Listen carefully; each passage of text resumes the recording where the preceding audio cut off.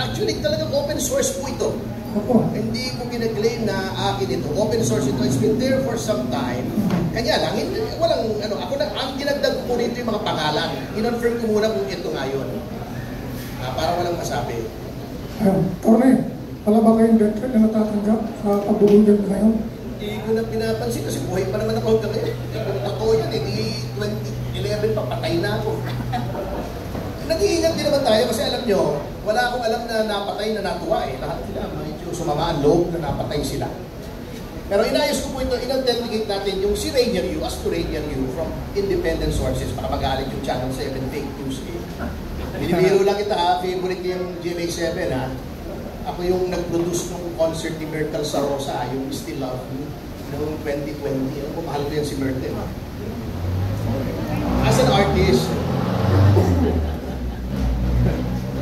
anything else? May mga katanong ko ba tayo? Wala na? Okay na?